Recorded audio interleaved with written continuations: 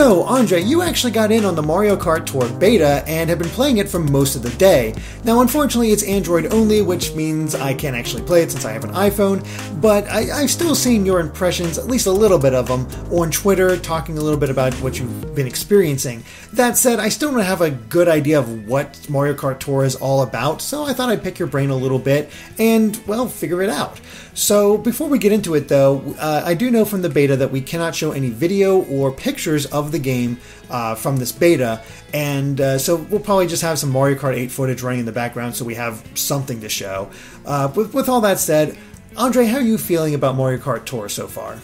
You know, I'm feeling better and worse than I feared or maybe expected. So because when they first announced Mario Kart Tour, one of the big questions we had is how in the heck is Mario Kart going to work on mobile? What kind of concessions are they going to have to make? And as it turns out, the way you make Mario Kart work on mobile is you basically make it Mario Kart on mobile. It's very similar to the standard games, much more so than I expected it might be. However, there are some concessions here which have me a little concerned, including one big one, which I discovered shortly after playing the game, which we'll get into probably a little bit later. But top-level impressions is I've actually had some fun playing this Derek, so I don't know how much more fun I'll have from this point, but the few hours I have spent with it haven't been terrible, so... Hey, there you go. It's not terrible. That's, discussion over. That's good. No. But no, I'm actually very curious, like, how does it control, like, on a basic level, what are the inputs on this for the Mario Kart Tour? Yeah, so you hold your phone in a standard or in a portrait-style format, so you don't have a necessarily too wide view or a field of view, but it hasn't been much of a problem in that sense. For controls, this is where it gets a little bit weird, because do you remember how Mario Kart 8 Deluxe added all those auto features like auto accelerate and autopilot, basically? Mm-hmm, I do. Yeah, so they're here, but they're not options here. Instead, they're mandatory. Oh, God. So your character is always accelerating by itself, and they're also automatically steering by themselves. So no matter what, they're going to make it to the finish line whether you want them to or not. However, along the way, you can, of course, steer them, so you can deviate from the core path, but the game will bump you back onto the track if it senses you going off-road. So if you see grass, unless you have an item that lets you go over the grass, like or an item that lets you boost across it, like a mushroom, you're not gonna be able to go off-road. So it's always gonna try and keep you on the main track, which can get a little bit problematic, which I'll get to in a second, I'm sure.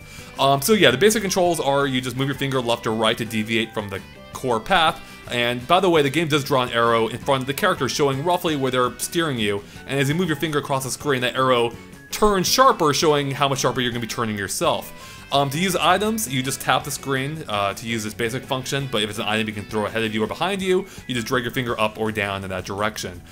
Beyond that, that's pretty much it. To look behind you, there is a button in the top right for 180 degree rear view mirror. It's totally out of the way and impractical to use during a race. I don't even know why it's there. And also, there are gyro controls. So they are an option you can turn on. I hated them. Usually I tend to like my motion controls in Mario Kart, but here I didn't like it at all. I think partially because it feels like you're it feels like you're controlling the arrow more than the card character itself, and I didn't like how it turned the entire screen as well because you're holding it. So yeah, I recommend keeping those off, but maybe they'll work better for some people out there. Maybe, at least it's an option at the very least. But yeah, so that's the basic controls of the game, but how do they actually work? Like, are you pretty satisfied with them, or does the whole auto steer thing kind of take away from the game? It depends. So I would say maybe 70-80% of the time they're totally fine. And they will be fantastic for people who aren't naturally good at Mario Kart or who are new to Mario Kart. So for those people, I think they're set with this. But for people like me who know what they're doing in Mario Kart, they can be a bit problematic at times. Again, for the most part, they worked out well, especially once it turned on the manual power slotting. That's when, at times, it really did feel like just a standard Mario Kart game, just with touchscreen controls. But there are moments where I found myself fighting them. Whether, there were times when I wanted to go off-road, when the game just wouldn't let me, it would steer me back onto the track. Especially at times where what the game considers to be the track and what I consider to be the track aren't obvious. Like, there's one, I forget what it's called, I think Choco Island maybe, or one of those tracks where you reach like a giant chocolate field, and it looks like you should just be able to steer right toward the shortcut, but even though it looks like you can, the game won't let you, again, without a speed boosting item like a mushroom. and because of that, it would just steer me back onto the main track, which I found to be totally disorienting and annoying. Because I was inputting one method, and the game just wouldn't let me do it. So I found that to be aggravating at times, and I found myself fighting the controls in the game. Another example is in Calamari Desert.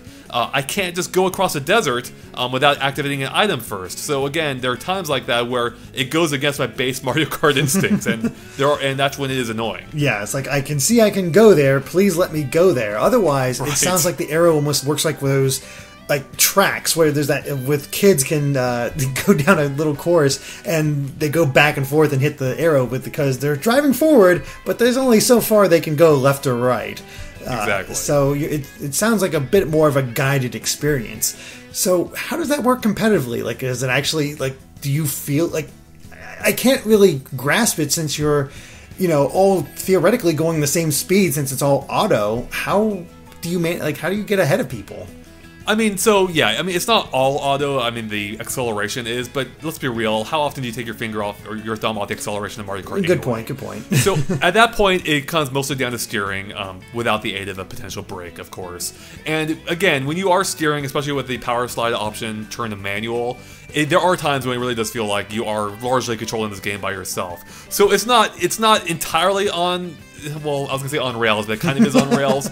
But it doesn't always feel that way. The rails are a little bit wider than you might think based on my impression. So it's just that they're not as wide as you'd hope they are at times, where it does feel like, when you're bowling and you have the guardrails in or whatever they're called. That's what it feels like, which at times is kind of useful, like in the bridge in Dino Dino Jungle, you can't steer off it, which would happen all the time in other Mario Kart games. But again, it's like, well, where's the skill there if you can't accidentally fall off the bridge? That was a huge part of the track, and they did take away from that element a little bit. So this is Mario Kart simplified in that sense. Yeah, I mean, which again kind of makes sense for a mobile game and getting kids to play this and all that. So I guess, sure, why not? But at least the items. Are the items interesting, or are they just mostly pulled from Mario Kart 8 or 7? Yeah, so there's no new items here. There's no new tracks either that we know of yet. So everything is from a past game in some sense, except for really the basic controls and some other mobile features they added. So the items overall, I mean, they're fine. You have like bananas, you have shells, you got red shells, blue shells, you have bloopers. Although this time, by the way,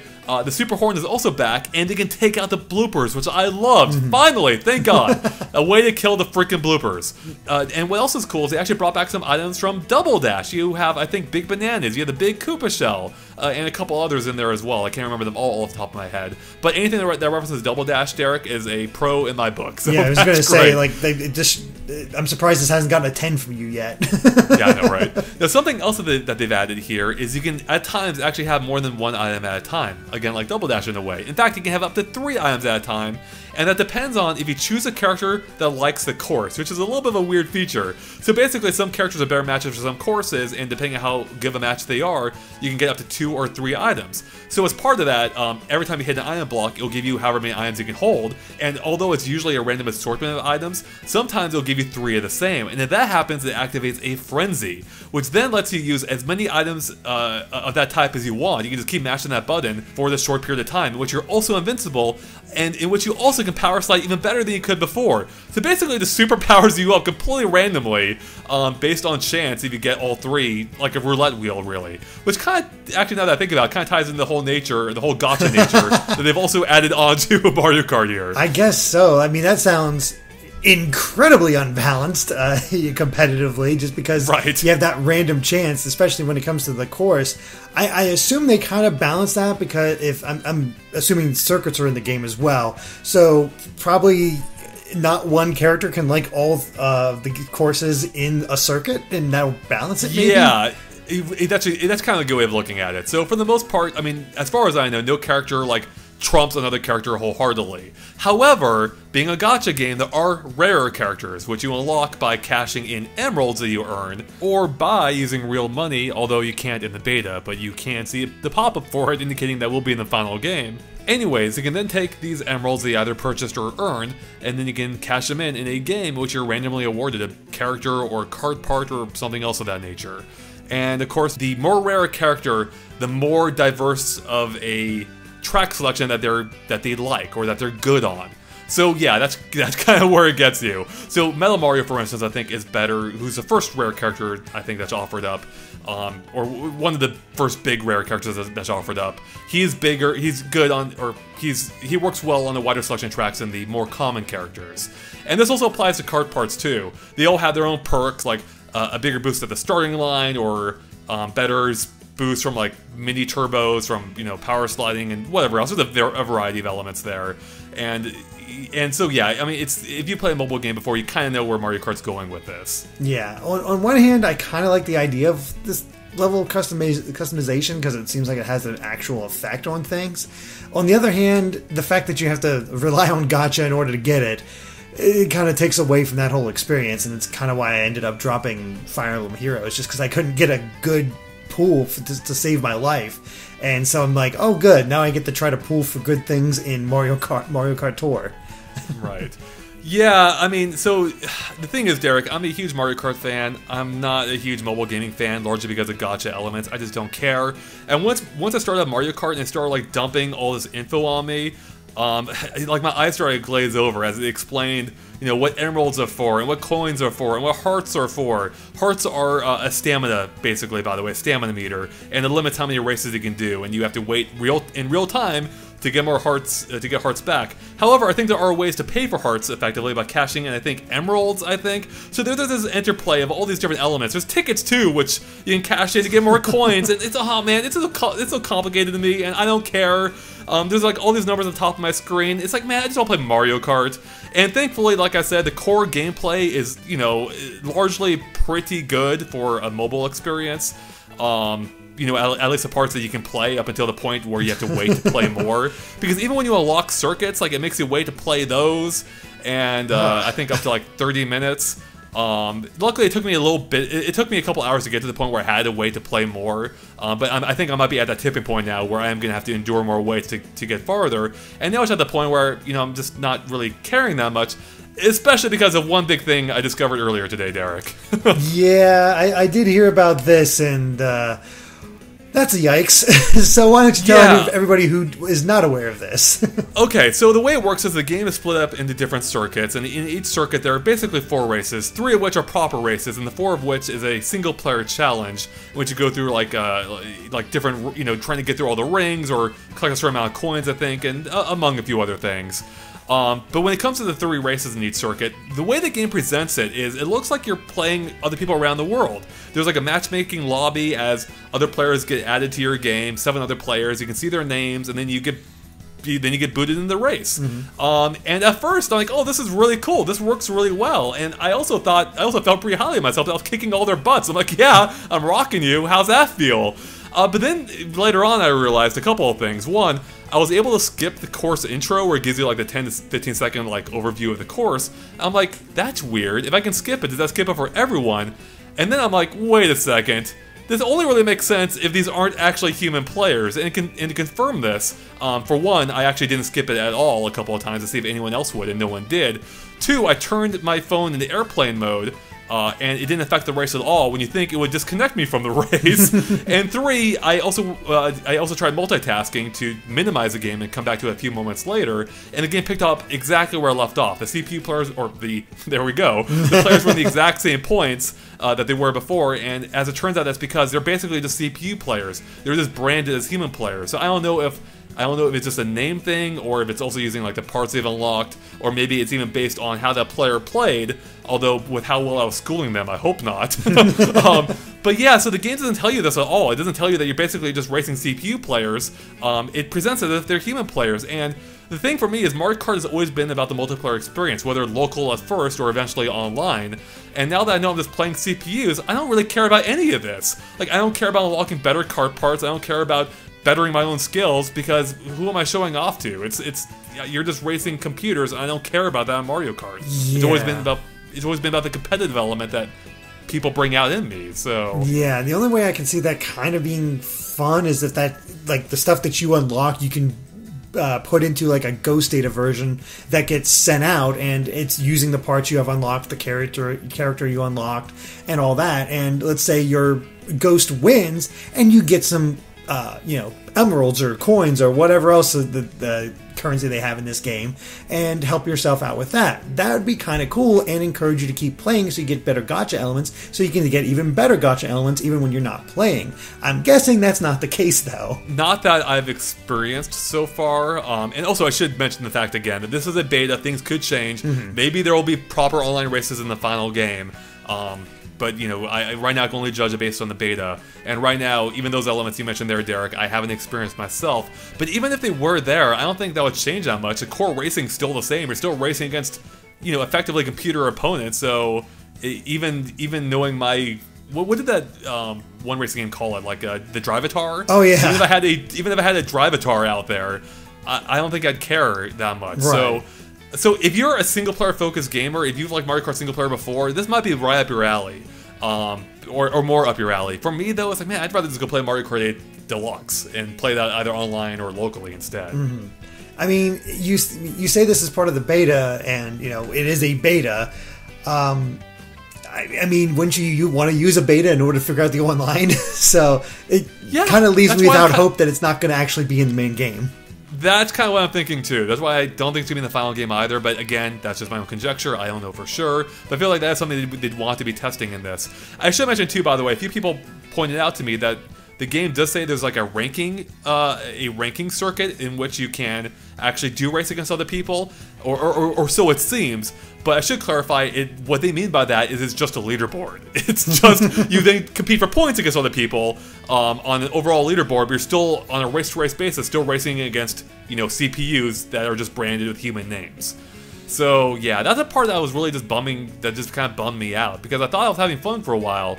But they tricked you into having fun. They did, yeah, right. But once I know the truth, once I saw, the man behind the screen here, behind the curtain, it's just kind of like, it just lost all of its appeal. So, yeah. Even just hearing that, it does kind of deflate it a little bit. And maybe I think it's because they don't tell you. If you have a single player thing or like online thing, that'd be great. But by presenting it like that, it's like, oh, really? Well, I don't care anymore. Yeah, and because there were so many people I've seen online. I mean, I think literally everyone that's seen online thought that's how it worked. It's like we were racing actual people. And it looks remarkably effective at it when in that sense. I mean, let me tell you, if Mario Kart Deluxe Online worked this well, no one would be complaining about it in that game. That sounds pretty unfortunate, and I can see what you mean though, but by what you said at the beginning, where you're like, I'm impressed by what they've done, but it's also not. Yeah, because again, I do want to stress, this actually does feel remarkably like Mario Kart. It looks like Mario Kart. It's probably the best looking Mario Kart game out there besides Mario Kart 8 and Mario Kart 8 Deluxe. It looks really good on mobile, and even the tracks themselves are still fun. They're all lifted, of course, from past games, I think primarily, if not exclusively, Mario Kart 7. But they work well. The core actual gameplay is the least of this game's problems. It's the gacha elements they add on top of that, and potentially, even though again you can't actually purchase anything in the beta, but you can see where you can buy more emeralds if you want to continue racing, because you can use that to cash in for stamina, for instance, and also unlock more elements. But yeah, so that combined with the fact that you're not actually racing people at any point in the beta. I don't know. I'm losing interest quick, man. So yeah, if I look at Fire Emblem and I'm like, oh man, I can totally see where they bring the gacha elements out even more. It's like it's Mario in his Santa outfit for Christmas, or in Peach in a Christmas outfit, stuff like that. Just getting him in different costumes, same character, but they're different costumes and they prefer different tracks. So yeah, this thing is built for monetization. Yeah, it really is. So, yeah, I don't know if I'll stick with it. I mean, I probably will just for the purpose of coverage. I don't know how much more we'll cover of the beta specifically, but when the game comes out, we'll definitely cover more of it. Hopefully, they improve some of these issues. But I mean, again, the odd thing here is, Derek, is as you kind of touched on earlier, I think in this discussion, is how unbalanced the game can be with the fact that you can have different characters and different with different abilities, you can hold different amounts of items depending on how much your character likes the course, and also given the fact that at any point during a race you can cash in a ticket, if you have any, for an instant selection of new items. So if you don't have any power-ups, you can get them instantly. So when you're racing against CPUs, it doesn't matter so much. You're only kind of cheating yourself if you want a pure experience. But if this game were online, that'd be a problem. So in a way, it kind of avoids that issue. But I don't know if that's really a good thing. Yeah, so. it's like trading in one problem for another. So exactly. I don't know. I'm going to have to try it myself when it comes out. But right now, it's like, I don't know. It's a little rough. Definitely an odd experience. So, well, any other thoughts on Mario Kart Tour before we wrap this up? I mean, try it when it comes out, or if you have the beta, try that too, of course. It like I said, it was fun until it started wearing out its welcome a little bit, and once I realized, the mechanics going on behind the scenes. But the core gameplay feels pretty good. It is good for a quick pick up and play session. Each track is only 2 laps, and man, does that go by fast. I mean, there were times before I realized it was only 2 laps. I'm like, really? I did 2 laps already? How'd that happen? But it's like, oh no, I did 1, and I'm on the final lap already. So, yeah, so it is fun for a short period of time, and definitely in short bursts. So give it a shot, but again, it's still a simplified version of Mario Kart. It doesn't have the depth a standard Mario Kart have, and it introduces all of its own issues that, for me, are kind of at this point a deal breaker. Know what to expect otherwise. So pretty much. Yeah. All right. Well, I think that about wraps it up for our Mario Kart Tour beta impressions. So thank you all for watching, and of course, be sure to subscribe to GameXplain for more on Mario Kart, whether Tour or otherwise, and other things gaming as well. Till next time, guys. Bye.